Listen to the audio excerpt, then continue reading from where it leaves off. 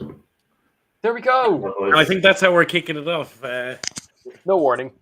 No, never a warning. We were discussing off-air Dean's stag do this weekend. So we'll be watching game week 2 of the Premier League season while on the pitch with Dean and co, because somebody decided that it was a good idea to get married. But, And Gary will be there as well. Beautiful. Yes. And like any good marriage, I suppose it's the best way to lean into a Premier League thing. Divorces, marriages, the things like Alexander Isaac. Not everything is going to be a happy marriage. It's the best fucking segue I have here. Piss off. Anyway, I mean, that Premier wasn't League even is the best back. marriage segue. The best marriage segue would have been, and also Gary's not with us tonight because he and his beautiful wife are celebrating their wedding anniversary. So they couldn't be here. But anyway, Isaac. The most important piece of the puzzle for this weekend is the Premier League is back. Yeah, it's back. Life has meaning again. Long summer without it. I only miss it so much when it comes back Friday night. Saturday's boxed off. Super Sunday, Monday Night Football. I watched every single game of football this week. Like, all of them. I even dual screened the 3 o'clock kickoffs. Like, there's a lot to talk about. I think we have a lot to talk about because we've obviously got a huge Statr update, which is we did our first draft on Statr the other night. Yep, numbers.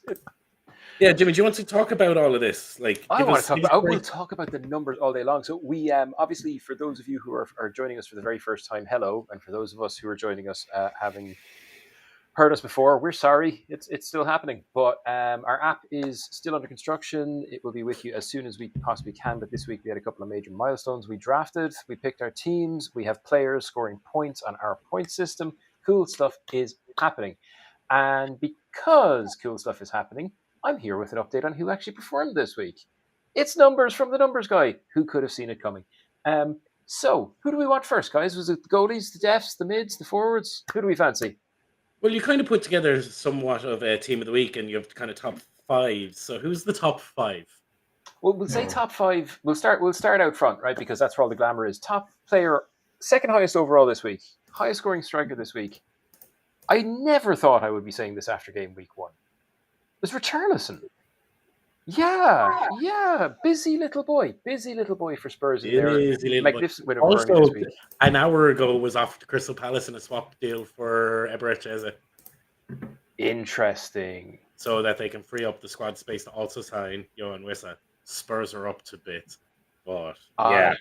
I will say once again, Richarlison is one of those fellas who can do it when he wants to. And it's a World Cup year, so he's going to do it. Yes, makes perfect sense. Go down through the top 5 out front. No surprises for the man who put 2 goals past Liverpool last weekend. Antoine Semenyo on a tightly behind Richarlison, just 1 point behind. And I think we're going to have to do, if there's 5 key because I'm going to write an article. I'm actually working on the article. 5 key takeaways from the weekend, and Semenyo is going to be front and center of that article because of how he reacted to some absolute fucking horseshit from a particular fan that we've all seen on the internet. But we're going to get into that later. I think we'll talk about a few little bits and pieces. I think we'll discuss that. We'll discuss the Alexander Isaac situation. We'll discuss 1 or 2 kind of key takeaways from the weekend. But anyway, Jimmy, so Richarlison, then Semenyo. And then after that, it's kind of a 4-way tie between the lads who put the thing in the hole this week. Him, Gakpo, Haaland, and Wood. Wood and Ekitike were on level points. That rounds out the top 5 there. Wood is going to make a fool of our prediction on him, isn't he? Yes, I have been slating him all summer, and naturally he immediately scores. Was it 2 this weekend? 2, yeah. Yeah, I heard a lot about that. 15 goals shy of entering the Premier League 100 club now.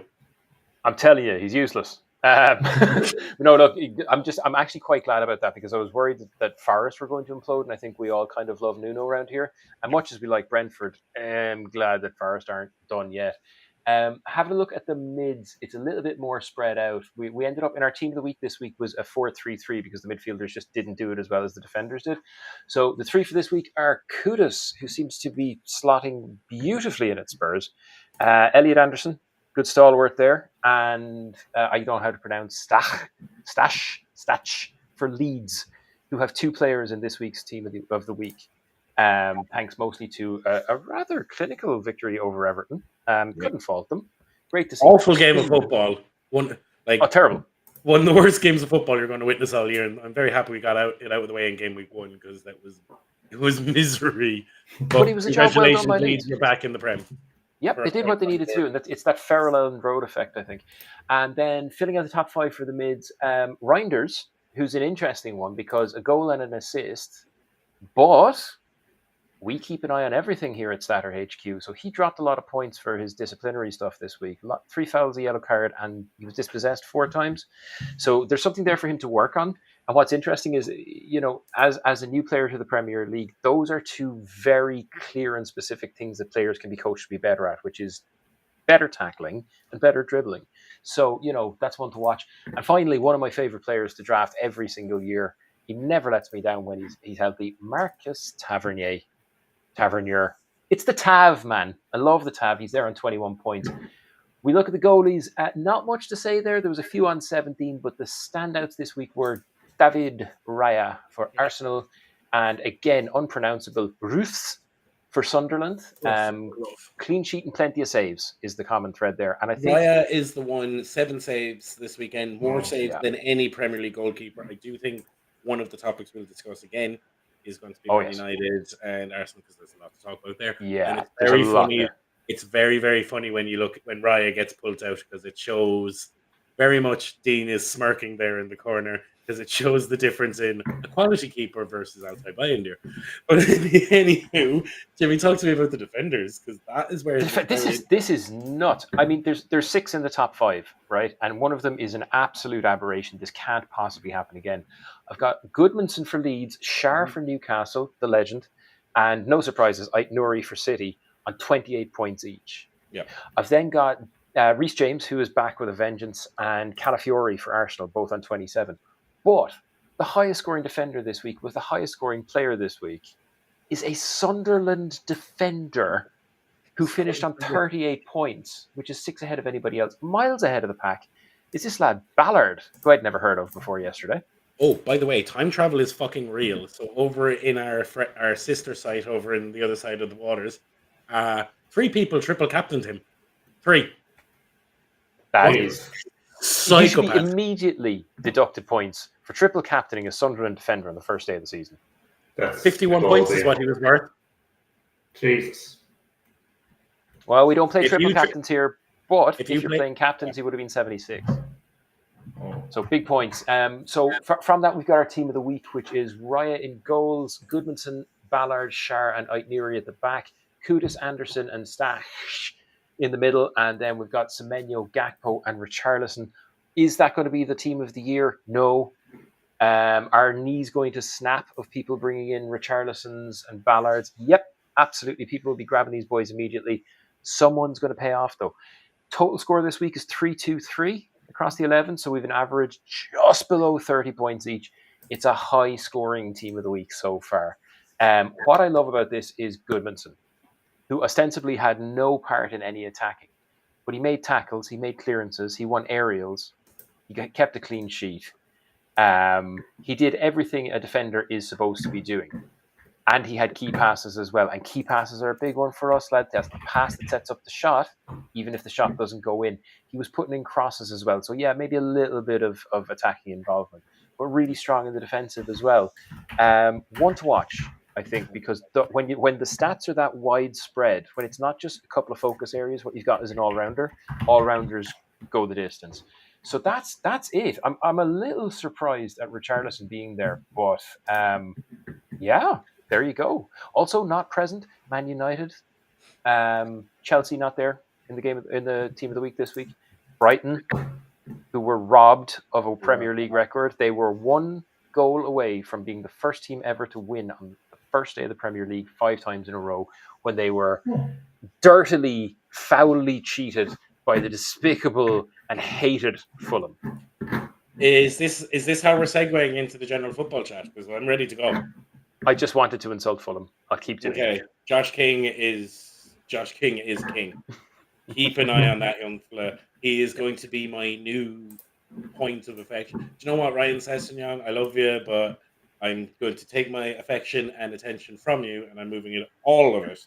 Every single heartfelt one of those is going over to Josh King. kept Emil Smith-Rowe on the bench, kept Andres Pereira on the bench, man of the match in his Premier League debut. Boom, boom, boom. Can't say more than that. Like, you know what I mean? At the age of 19, and Brighton are no bad team. And the person who was marking him, Baleba. Baleba turned into a Balebi. Oh, yeah, that's terrible pun. Oh, well, look, my player of the week is Goodmanson because the numbers. I'm all about the numbers, and that says to me that this is a lad who, while not fixture proof, would be that one that outperforms on a relatively weak team. Look, we'll move through. Who do you like this week? Who do you like this week, though? Hold on, we've all got our little love figure this week. Let's have Dino's. I really, really, really like the performance that Sharp put in this week. Of course you do. Of course you do. First day of the season, I am very happy with his performance and really annoyed that you took him, Jimmy. I believe in our draft, but yeah, very happy with the way Sharp shut you all up this week. Are you sending in your transfer? Is that your transfer request for the week? Is that your trade proposal? Could be. Jimmy, I'm so happy that we're doing the thing. I'm so happy that we're doing the thing. I'm so happy. It's there. We can trade with each other. I can set my lineup. I can keep Shar on the bench just to annoy Dino. We can do anything. Nah, look. I think if we're going to just go breeze through some of the results, right? So Leeds Everton 1-0. Leeds, congratulations, return to the Premier League. I don't want to talk about that game too much because it was actually possibly the most miserable 90-minute experience of my life. But congratulations, Leeds, you're back in the Premier League. I think where I kind of would like to start the conversation in terms of matches for the weekend is Man United Arsenal. I think it was the standout game of the weekend. It was the game with the two heavy hitters of the weekend. And it was a brilliant game to watch. It was a genuinely fascinating game to watch. Mikel Arteta's Arsenal played exactly as I expected to them. The Spanish Sean Dyche did what the Spanish Sean Dyche is going to do. Get a goal from a set piece and then park the bus. Are we surprised? That's how they play. Arsenal are not an expansive, entertaining team. And anybody who thinks that they are is wrong. And you've been wrong for 2 years. They're a set piece team. That's what they are. And they get another goal from a set piece. Shock. Question from the floor from, again, an idiot, right? David Roya had a massive week of saves. 7 now, my understanding was parking the bus meant putting all of your players between their players and the goalie. It sounds to me either they have a surprisingly leaky defence and are relying entirely on Raya, or they actually went for it. So Man United had 22 shots on goal, which is the most they've had in a game against Arsenal since they beat them 8-2 under Alex Ferguson. United went for them. Cunha was unplayable. Cunha was a joy to watch. There was a run in the first half when he bounced the two centre-backs, cut through the middle, and just ran out of gas when he got into the box. Mbuemo looks... Well, here's the stat, right? Man United's new front line of Sesko, Mbuemo, and Cunha scored 48 goals between them last season. Man United as a team scored 44. Jesus Christ. That says everything you need to know about. And we were getting rinsed there on social media there during the last week about Man United haven't fixed their problems. They haven't. But if you go from a squad that scored 44 goals between them to our front line that we were after buying in has 48 goals between them, that in itself has to help. You could see the difference. Mason Mount playing as a false 9 was an interesting choice given the fact that they spent a whole boatload of money on a new shiny centre forward. But, and here's the big but, that team when it came out had some fascinating little tidbits. So you had Ahmad was dropped in favour of Dalot, De Ligt started, and Mount started up top. And apart from that little bit of cutting edge, maybe a little bit of luck, Arsenal very much struggled to get out of their box at times. Raya man of the match in that game. And it was decided by United's other problem that we've been discussing. The internet is wild at the moment saying United need a midfielder, go buy Baleba. Most of the Man United fans online wouldn't have known Baleba 6 months ago, let alone 12 months ago.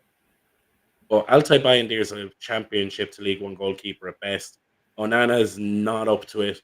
And right now it looks like the best choice that they have in goals is the first-row Tom Heaton. And Ruben Amorim's interview when he was asked about that was spiky, to say the least. But it's United need a goal. Dean, I want to hear your opinion as a resident United fan here. Talk to me. Well, it's annoying because the last time we were on, we were talking about who would be the better keeper for United to sign between Martinez and Donnarumma. And now it doesn't seem like we're linked with either of them. And it doesn't look like I haven't heard anything about Martinez in a while. Doesn't seem like he's linked with anyone, even though he was waving goodbye at Aston Villa fans at the end of last season. But he doesn't look like he's moving. And Martinez or Donnarumma looks like he's linked with. Did I see AC Milan maybe? Who? City, Yeah, AC City. Milan. Yeah. So yeah, we're in big trouble. I don't see us getting a keeper, to be honest, this transfer window now. What's left in about a week and a half? 12 days. 12 days. Yeah, just under Yeah, 2 weeks. there might be a kind of like a last minute bid thrown in for someone, but I haven't heard anything. And then in terms of defence, I mean, like the defence that we have is the same defence as last year. I'm sure we saw how many goals we leaked last year. You know, like some of the two big problems we had last year is we couldn't score goals and we couldn't stop conceding goals. Now, hopefully, we're after fixing the first problem with the three big signings that we have up front, but we still haven't signed a keeper or any defenders. So we need at least one, ideally a keeper, obviously, but like we could really do with signing a defender too. It's fairly quiet. I don't believe it kind of stole the headlines there all last week, but I don't think that's happening this season anyway. But I think they'll probably go for next summer. But other than him, I haven't really heard us being linked with anyone. So we started off with a lot of big business. But I mean, at the same time, you know, like Mount, like you said, started. He was out for most of last season. Luke Shaw started. He was out for most of last season. So even though we haven't signed any new players, doesn't mean that we're not trying anything different, I suppose. I mean, like I rate Mount. I do think Mount is a quality player, and Luke Shaw. I mean, he has. Jimmy, every single manager who's ever had Mount has played him. Yeah. Yes, over the space of 10 years, and what a long time that has been. I remember him playing for Leicester in 15. Do I not? No. And went to Champions League a couple of years later. So Mount would have gone on loan to. So Mount has a very, very good career in terms of finals. He's played in the European Cup finals. He's played Champions League Cup final, Europa League final, Carabao Cup, FA Cup finals, and a playoff final. So he was at Frank Lampard's Derby County, went back to Chelsea after his loan deal there ended, got straight into the first team with Chelsea, had a couple of very good years there. Since he's gone to United, just very unlucky with injuries. Every England manager has picked him. Every Premier League manager has picked him. All of them. He's one of those guys that I think a lot of fans who are watching the game, we don't understand football. Like, as much as we understand football, we're not going to understand it to the same level of as a Thomas Tuchel or a Ruben Amorim, guys whose whole job is studying the game. And it's very much a case of every manager who've ever had Mason Mount raves about him, that future manager, tactically the most astute player they've worked with, leads the press, brings players behind him. And Amorim basically said, if I didn't have him there, the rest of the lads wouldn't be getting that 10 yards further up the pitch behind him to press. So his job is essentially pressing the defence back and hopefully giving Mbeumo and Cunha the space to operate in that they like. So by pushing and pinning them back, by being the shuttle runner, doing the dirty work, that should in theory give Mbeumo and Cunha that couple of yards of gap in front of the defence where they can pick up the ball and do what they do best, which is running at players' balls around the corner, popping shots off. And it worked. The problem is he's not clinical. And as good as all that work is off the ball, as good as all the work rate is, as good as all the effort is, if you're an attacking player, goals and assists are your currency. And he hasn't got enough of them for me. And on the keeper side of United, I've been seeing a few little rumblings. So they got rejected on a loan deal for Emi Martinez, which is wild. Argentina's starting goalkeeper, 2 goalkeeper of the year awards, and that Man United go in with a loan deal. That just sounds cheeky to me. Donnarumma, I think they're still honing and hammering on that. I think he's looking at his options and going to pick which project suits him best. Diego Costa, the Porto keeper, a bid has gone in from Fenerbahce or Galatasaray for 20 million. Now, United looked at him last year and it was 60 was the price. So I think if that goes deal accepted, you come in and snipe that deal and go, well, you've already agreed to this price from the team in Turkey. So, price match. We know what you're accepting. Accept that. I think that's the smart move there. Costa he's a good keeper, solid keeper. He's a keeper that a lot of the teams have looked at, but essentially got priced out of a move. Now there's a year left of the contract, so hands are strong. Deal was accepted from a Turkish club to the tune of 20 mil. I think that's where you literally stand there in front of them now and go, we know the figure you accept. We'll also give you the money. On probably better terms than what the Turkish team can give you by the Magic. Or maybe you do a loan deal with an option to buy for 25. And you're going to pay an extra 5 than what the Turkish team will do, but it puts you back a year in terms of your PSR restrictions. And if it all goes tits up, you can send him back with a penalty. But either way, he's still going to be more competent than Bayındır and definitely better competition for Onana, if not better than Onana has been. So, yeah, long story short, if United get a keeper, they're top 6 based on that performance. If they don't get a keeper, it's another year of tragic misery. Yeah. So I don't know what the short-term future is gonna show us, but yeah, it's kind of hard to choose between. If you were to start one of them, who would you prefer to start, Bayındır or Onana? Because I mean, like that was Bayındır's fault at the weekend. You know, like you got to be stronger than that. Like it's not a foul. It's not a foul. No, it's not a foul. It's a physical game, you know. And if the players aren't allowed to use their hands to move you out of the way, like you are, you know, they're going to use their body, and that's what Arsenal did. Like he used his body to get the keeper out of the way, and he conceded. So you've got to be stronger than that, and just like holding your line better. And yeah, no, he affected. And arguably a pen for Cunha, though. Arguably a pen for Cunha. Boomer Sleep went through the back. That lovely segment on the television with the referee where he got made a show of. Yeah, again, probably on another day it would have been a penalty. Yeah, I wasn't 100% convinced with it, but yeah, it's. I think if that's on the halfway line, it's a free kick, so I don't see why it's not a pen in the box. For me, anywhere else in the pitch, that's a free kick. He slipped and went through the back of him, upended the player. Where he is on the pitch, if Cunha gets that touch, he gets the shot off 1-1 discussion. I think it's a pen, and it was very, very, very, very nice to see the referee on the TV getting put in his place. Jay Bothroyd, I think it was, the player, literally going, I'm an Arsenal fan, and I'm telling you that that's a penalty. Is it a penalty anywhere on the pitch? I don't play that game. It's like it's a yes or no. It's a yes or no question. AKA the ref union doing what they do best and protecting each other. Useless. Yeah. It's going to be another year of useless refereeing. Is that a thing? Are refs less likely to award what would be clear as day outfield? Yeah.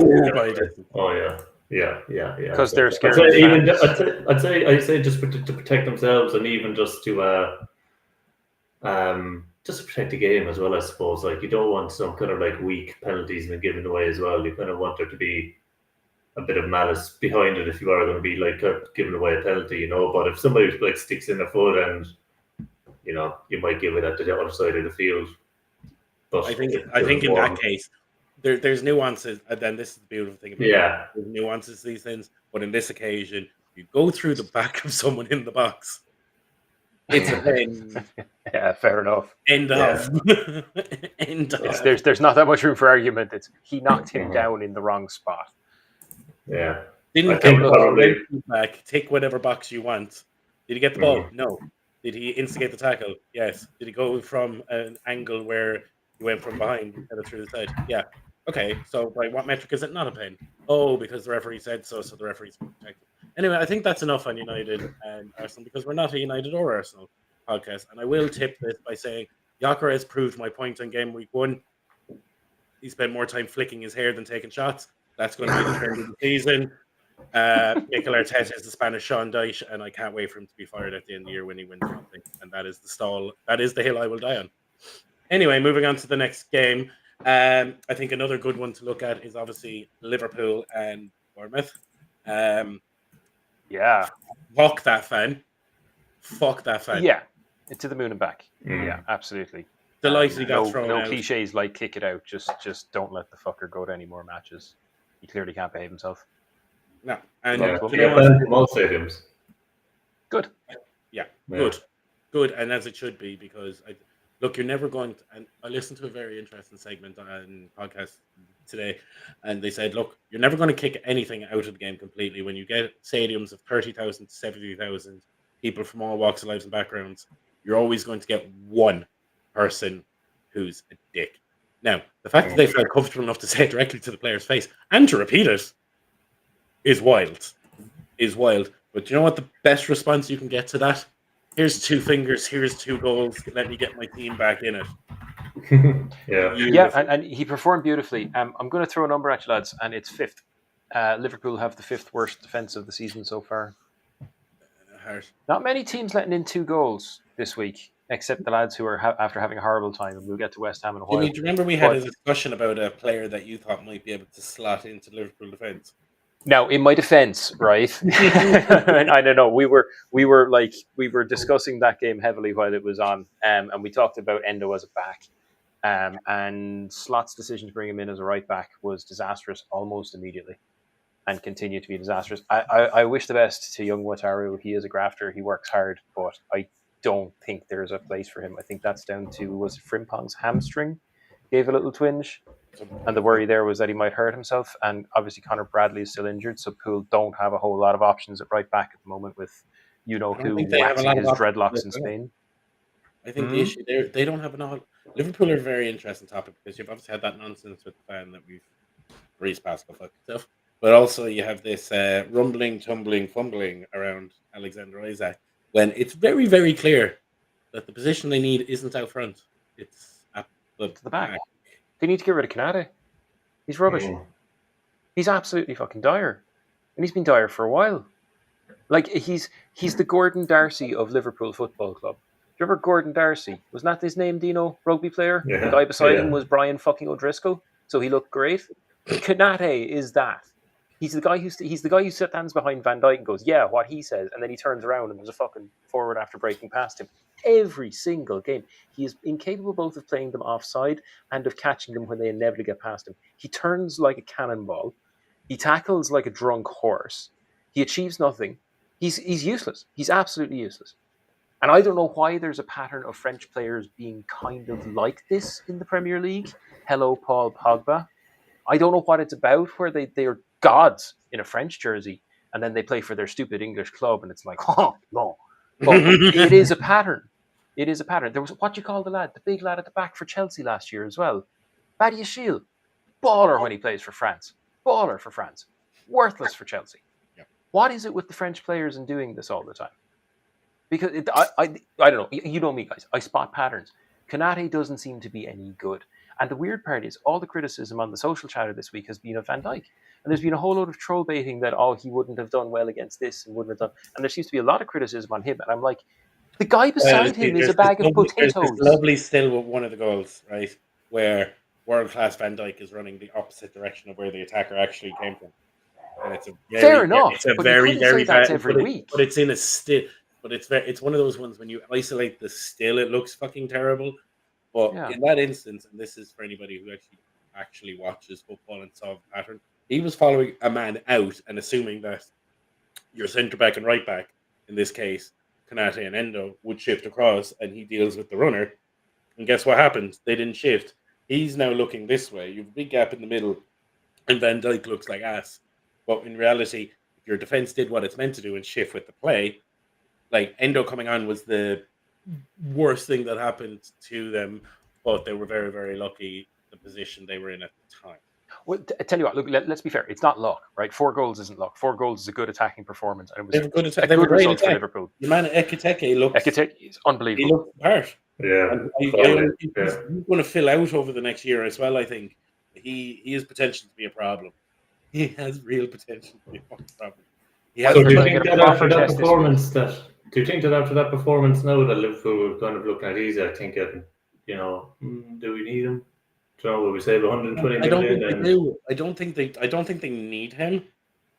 But at the same stage, if you have the money sitting in the bank and you can have him, you have him. But your man and look, Etiketa is a young centre forward. He's going to have his fallow periods. He's going to have his ups and downs. He is young. I think he's going to fill out. He's got this weird touch of the Darwin Núñez about him. No, even this was Scores. actually coming from a Liverpool fan, that a lot of running, a lot of energy, but he seems to have what Nunes didn't have, which is that bit of calm and composure once he breaks the back line in front of goal. Mhm. Like that goal, that spin where the ball came up and he turned, Darwin Nunes would be Captain Chaos and battering, ramming around the lads in the same way. The problem is what happened next is when he got that ball past the defender. Hey, send it over there. But that's the thing we're seeing with these young, out of nowhere stars. It's the combination of composure and instinct in a high pressure split second situation where you can change the game or not. Ekitike has it. Nunes did not. Cole Palmer is a great example of that. Don't even get I mean, started on him. Do we go? you hear him speak and he sounds like we go over and talk Chelsea because he sounds a bit dopey, and then you see him on a pitch, and it's like that speed of analysis and impact is unbelievable. I think Ekitike is showing the same thing, but obviously a little bit higher up, and I think he's definitely one to watch. Don't sleep on Gakpo either. Had a good game. You know, he's the love Paul to see guy. it. Though. I think he's the Paul guy though. If Isaac does come in, Yeah, absolutely. But I don't think Isaac's coming in. Gary has a great theory about Isaac, that Isaac comes in after next week's game against Newcastle because he couldn't possibly come in before. but also that the two boards are in the same building, so they go and thrash it out after the match. Yeah, it makes a lot of sense. It does make a lot of sense, but I also think that their priority needs to be at the back. Go get like you've already replaced two parts of your back line in Kirkes and Frimpong. I think just go get your final piece there in Gahey. That'll be enough to see you in the league. If it takes another year to sign Isaac for the icing on your cake, fine. Do you know what I mean? That's it. Yeah, that's it. I mean, look, strong at the back is the make or break for them this year. Other ones to look at, City. City, I mean, City haven't played yet. You know, they played Wolves. Yeah. Okay, look, Reinders is interesting. Reinders is really interesting because he's really low priced over in the Moneyball game next door. I don't think anybody was expecting the kind of performance he put in. Whether he's this year's Rico Lewis and does that for the first 6 weeks and gets loads of points and then suddenly disappears because Pep is messing around, I don't know. But right now, he's the name that sticks out to me. The one that was on it, the one for me was Haaland. Haaland, undeniable. First game of the season, did what he does, scored a goal, looks fit, looks sharp. Everybody's talking about all of the new Premier League signings, centre forwards. Everybody's got them bought their new shiny centre forward. Which one of them is going to win the Golden Boot? And then Haaland sits there and goes, "Hey, everybody, forget about me." Boom. It's just... Yeah, I think there's a bit of a change in Erling Haaland. As we all know, Kyle Walker's gone to Burnley, and with him, the armband had to be left behind. And I think Haaland's been named as one of the captains at City this year. He has. Which means that Pep is clearly putting an awful lot of trust into a guy who has at times been a little bit vocal. So I think there's been a bit of growing up there. I think the danger with Haaland was always that if he left his ego at the door and focused on what he was doing, he could be even beyond what he was his first season. I think we're seeing that happen. I think we're about his fourth season now, is it? Third. Is it his fourth season? Yeah. Third. Is his third? Yeah, no, I think this season is going to be. He didn't do well. He still finished second in the goal scoring charts, even though he had a shit on all accounts. He still finished second. Yeah. And if he starts the season like he started last season and gets motoring and looks as ominous as he does, we all have a problem here. Yeah. No, I'd say he'll put up some savage numbers. I mean, who does he have next? So he's got Spurs next week. Mm-hmm. I mean, like they'll probably win that. So he could put one or two past them. Then he'd have Brighton. Then United could put a couple past us. Oh no, sorry. Yeah. Thanks for the quick skip there, Dino. Appreciate it, buddy. He's gonna hurt us. I know he is. Yeah. So we're talking 4 or 5 games into the season, and I reckon he's going to have 5 to 7 goals in that time frame. Yeah. Definitely. He's looking at a 30 season. 30. Haaland, I'm going to say now, he's going to score north of 30 goals this season in the league. I think he's a touch below 30. Premier League now or season all over? Well, his first season he scored 50 goals in all comps, and it was 29 in the league. I think he's 28, 29 in the league. I reckon he's going to do in and around that again.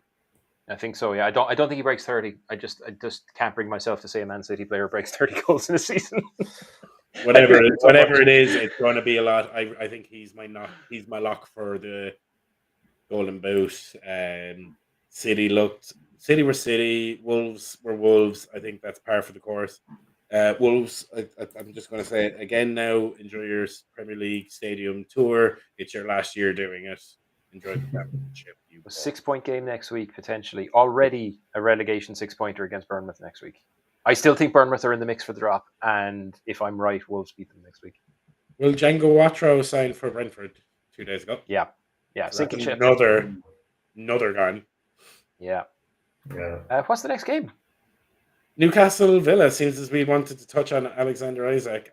Newcastle were two very fascinating teams here because obviously Jacob Ramsey after the game moved from Villa to Newcastle in a decent sized deal. Fascinating the takeout on social media because both John McGinn and Tyrone Mings publicly came out on their social medias and slated the sale of him, going, ideal pro, exactly what you want from an academy player. I want to hear no bad against this young fella's name. You don't know everything that's happening in the background as to why he's not here with us anymore. PSR club basically told him, we want the money for you. You show us plus on our accounts. So even though we want you, we're just going to sell you, and you have to accept that and find somewhere to play because it won't be here. That's disappointing. That's really disappointing. I think will say this. I'm happy to hear the name Tyrone Mings again. I think he had a good game. I think he always does. Glad to see he's back from injury. Well, 10-man team as well to keep Newcastle to no goals. It's almost as if Newcastle had this gaping dark hole at the front of the pitch of where, like, there's normally this guy who plays up front, Callum Wilson, I think is his name, who's normally there to score goals, but he's gone to West Ham. So I don't know what's after happening there up front at Newcastle. I don't know. I mean, who do you blame in the situation, Isak or Newcastle? You know, I mean, you can talk about Isak's like behaviour and how disgraceful it is all you want, but you see clubs doing it all the time. Like you see the way United is doing it with Anthony. They're telling him to find a club or spend the rest of the season on the bench. You know, so you're only as valuable to your club until you're no longer any use to them. Then they'll make your life miserable to try and get you off the books. For example, is Jacob Ramsey, Aston Villa fan, born and bred, came through the academy, and the club go, well, we'd rather the money for you, so off you pop. Yeah. So they like, and they'll make you travel. They'll put you on the bench and all that, like just to make you travel all over the country and all over Europe. But like they won't play you, and so they're basically forced to move. And Isak, I mean, he has a contract with his club. He only signed about a 5-year contract last year, was it? So like it is kind of like scummy behavior as well out of him. But especially in the World Cup year as well, you think he'd want to get as many minutes as he can in with Newcastle. He's going to get on the Sweden team anyway. Like let's be honest. He's getting on the Sweden team. There't no way that he doesn't go to the World Cup next year. Like, even if he does sit on the bench. I did hear earlier on that apparently. Like Gary was saying, I don't see this happening until after that match next weekend. I do agree with Gary. I do think it's timed. We haven't been seeing any additional bids going in. I think that's for a reason because they're waiting until either after or maybe just before that match to put in another bid. But yeah, I agree with Gary. I think that we'll probably all see Isak playing at Liverpool next season. I don't see him playing at any other club in Newcastle. I think he's going to be playing in Newcastle in the next couple of weeks. Want to hear my theory? I do. Here's how Newcastle get their Saudi state money into the bank. Now that there's a fair market value of what Alexander Isak is worth is 130 to 150. What's stopping a Saudi club coming in with 200? No. Saudi state fully own Newcastle, and they also own the Saudi league. They can't sell players to themselves unless they're what would be represented as fair market value. So if they want 150 for him from Liverpool and Saudi come in with 200, that would be the tax to leave Europe. There's no qualms from UEFA or FIFA about that deal because it's in and around the realms of what he was looking to be signed for. And that's 200 million of the Saudi state money that Newcastle already own anyway, getting filtered in. Watch that space. I have a feeling that he ends up down at Saudi and Newcastle get a very, very big wedge of 0% chance that cash flow from the end of the window.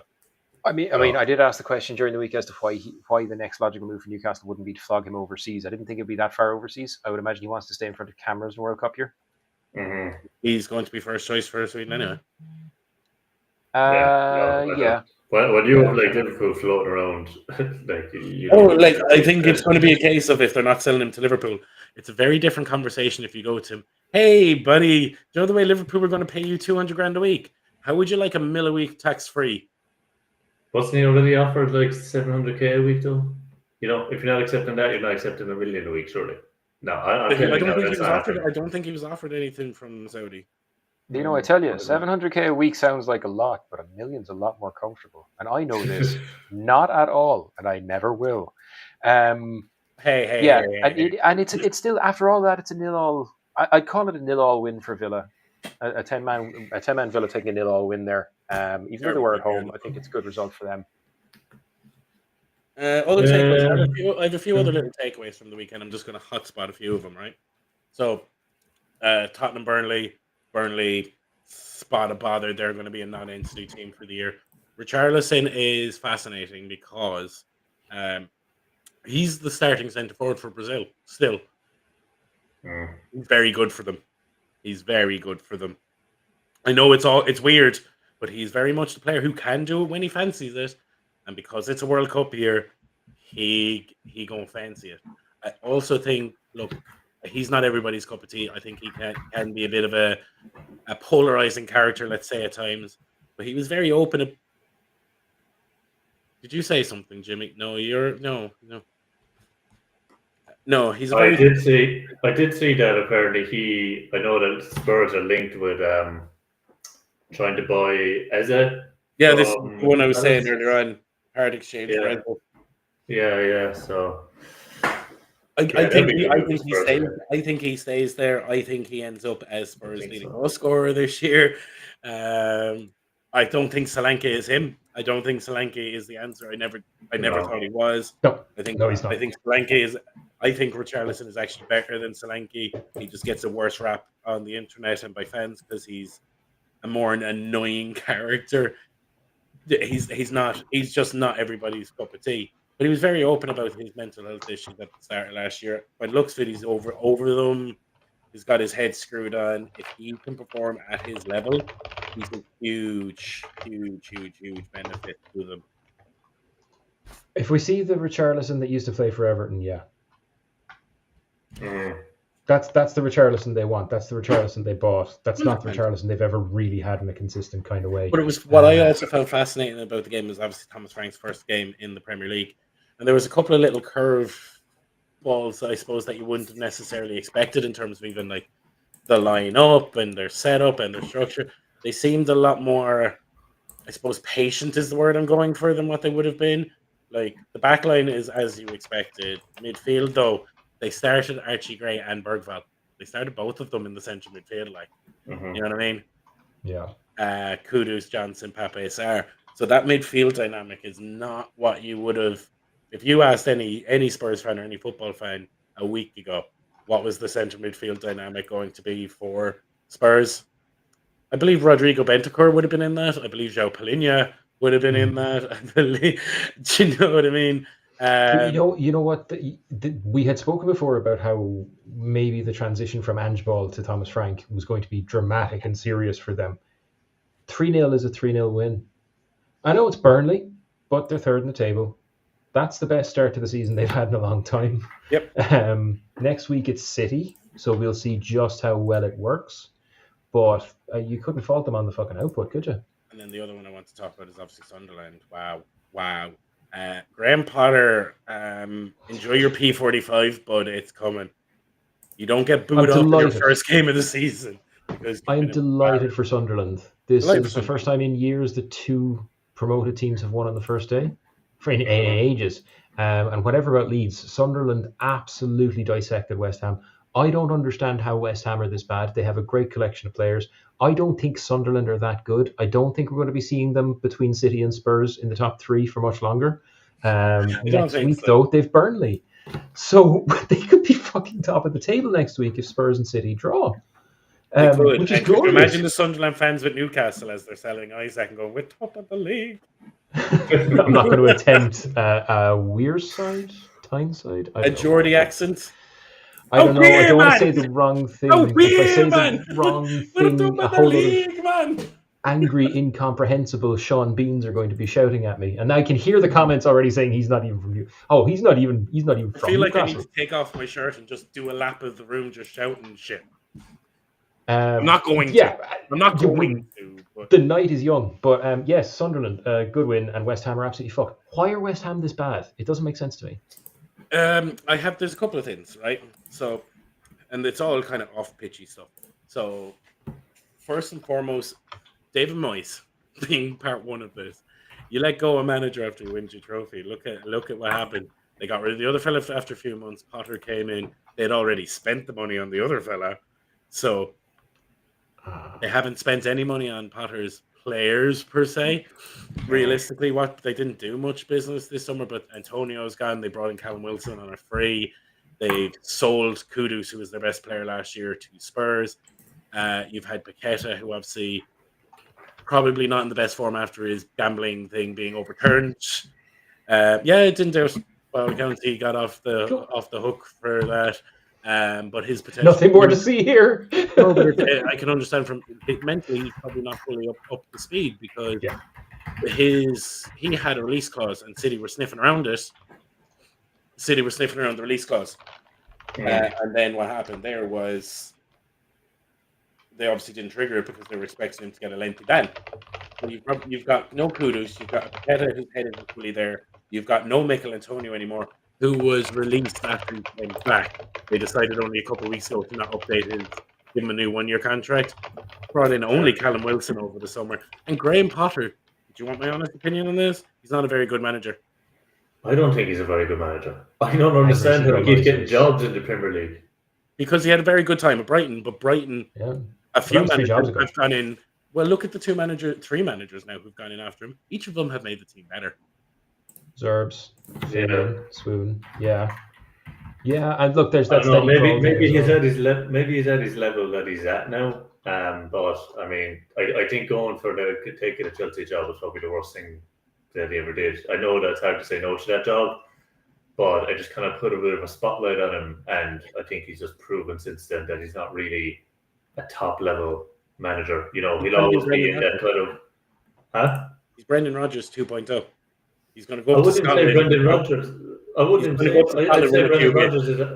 say Brendan Rodgers is a better manager than him. I'd put him in around the kind of like the Big Sam kind of, those kind of managers that kind of float around lower to mid-table clubs for their entire career. That's why I'm saying the Brendan Rodgers, because that would have been Brendan Rodgers' career in England after Liverpool, and he went up to Scotland and won a few bits. And I reckon Graham Potter came from abroad. He was like working in like Switzerland and stuff before he went to Brighton. I wouldn't be.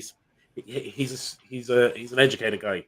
Like, I don't think he's going to sniff around the Premier League if he's not wanted. I reckon he bounces off to Scotland. I could see him managing in Belgium. Wouldn't be surprised to see him managing a mid-tier Spanish side. I know. There last year, the English were talking about him managing the England team, and they were insisting that the English manager had to be English and all this. But I really think that if they hired him, they would go back. They honestly put at least 4 to 5 years of. That must also be the biggest kick in the dick for Brexit voters. It's like Britain is full of the British. So what do? We hire the German. Talk about because the type as well that's going to be like England for the English, and then they hire the German fella, and they're going to be singing his name if they actually do something next summer, which they very well could. And the irony will be completely lost on them. I have no comment whatsoever on English nationalism. That's fair. I'm one of them Julies. I got a bit putting bow caps.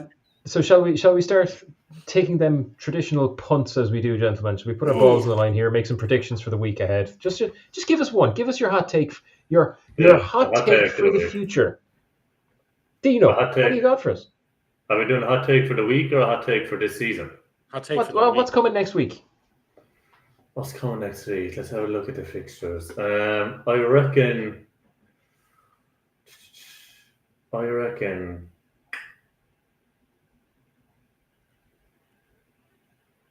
I think Liverpool will proper do on Newcastle. I think they could beat them like 3-0.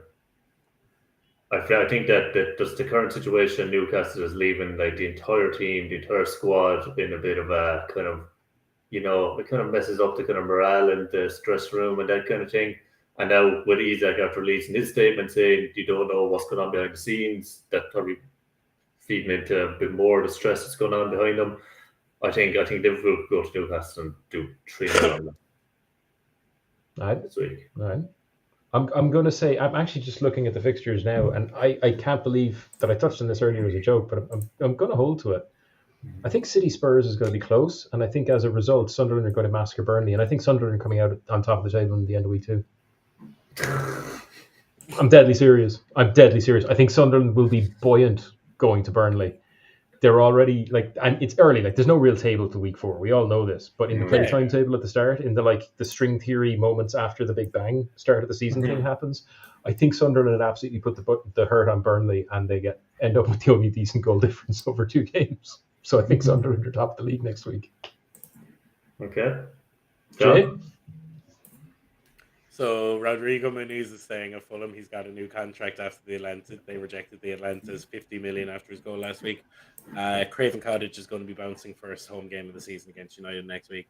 Josh King man the match, and United to lose, and then Man United are going to have to go by their goalkeeper because popping on wrists and goals isn't going to cut it for longer. Popping on wrists. That's what I said. So we're backing Fulham To beat United and Liverpool United to hammer Newcastle. I watch that Liverpool Newcastle. Is there any version of reality where it's 0-0 and the deadlock is broken by Isaac coming on in the 92nd minute and scoring the winner? That would be wouldn't it just? It won't happen. It won't happen. It'd be like a goal that cost Newcastle 150 million quid, but wouldn't it be amazing? Anyway, look, that's my call. I'm saying Sunderland top next week. I don't think there's much else. So I suppose in terms of where we're at with the app, we're obviously, as Jimmy mentioned, so I'm going to bookend this shit. So basically, we've done our first draft. We have our own mini league going. This was the first week where we had our live point system running in play for the first ever time. We've obviously done a bunch of tests with dummy data, a bunch of tests with last season data, but this weekend, Game Week 1 was the first time we were able to run it live, which means we're getting one step closer to bringing the game to everybody. Not going to even lie to you. Like we're biased, obviously, but it looks really fucking pretty. It really does do what we're all hoping it's going to do. And it's just getting through these rounds of testing and making these little tweaks and nips and tucks until we're ready to get it out there. There's a shitload of information over on StatrDraft.com. Thank you very much. We have a bunch of articles. We had our predictions from last week. I actually must look at Gary's predictions from last week to see how right or wrong he was. I have an article going live in the next 24 hours with the takeaways from the week. There's going to be a couple of these little segments that are going to start building. Jimmy's going to have his database team of the week every week as a listicle type article, I believe. I'm going to have my 5 key takeaways as a listicle type article every week. And also, as ever, if you're watching on YouTube, watching on TikTok, watching on Twitch, watching on all the channels, what you do is, if you have questions about fantasy football, if you have questions about general nonsense, drop them in the comments, drop them to DM, drop them to PM, whatever it might be. We're everywhere. StatrDraft.com, StatrDraft. That's all I have to go with for tonight. I'm happy out. Peace out, boys. Let's go again. Football is back. Sunderland, top of the league. Top of the league.